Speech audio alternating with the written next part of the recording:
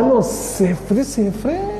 بله مدل 1974 میلادی 1000 گلدوینگ تکامپر لیمیتد ادیشن، کلا 100 تا تو جهان تولید شده.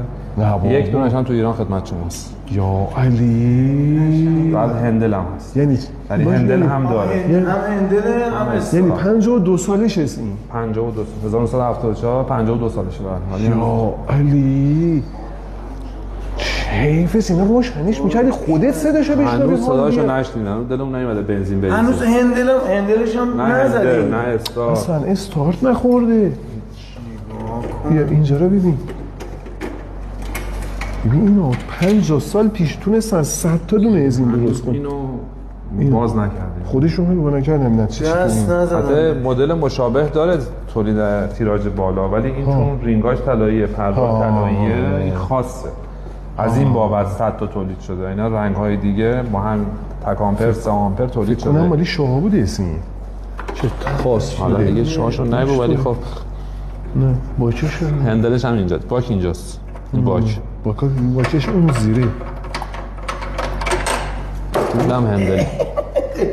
هندلش این چیه؟ مخزن رادیاتوره؟ بله. آره رادیاتور. این ورش هم با این ورش هم با اینها رادیات داره. این هواکشه. چیزی واقعا. ببین چی ساختن.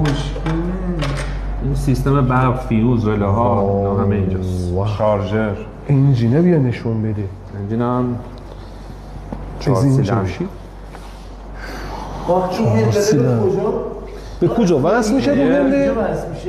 یه پلاستیک اینجا در میاد. اینا بیا اینجا نشون بده. این قسمت. ببین خیلی به ندرت استفاده میشه. باتری بخوابه اینا کار به اصلا قابل استفاده اصلا نیاز نمیکنه. نه نیاز پیدا نمیکنه. یهو بیرون شهر گیر میافتی رفته شما یه باتری نداره با اون هندل روشن میشه. چقدر قشنگه. اون مدل بالا این اون 1800 سوار شدیم پیروز. چقدر شد زمان؟ 2 دقیقه پیش. من میگم خب برو بریم. این همون است که ما پیروز سوار شدیم. یه استارتش بزنیم.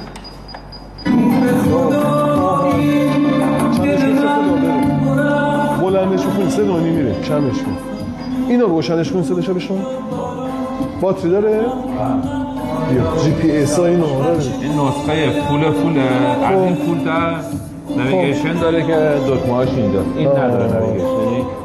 اینو روشنش کن. ارتفاع اینو روشن میشه؟ بعد باتری بندازم روشنش. نمیشه باتری نداره دلش. تموم میریم اسلاید بعد.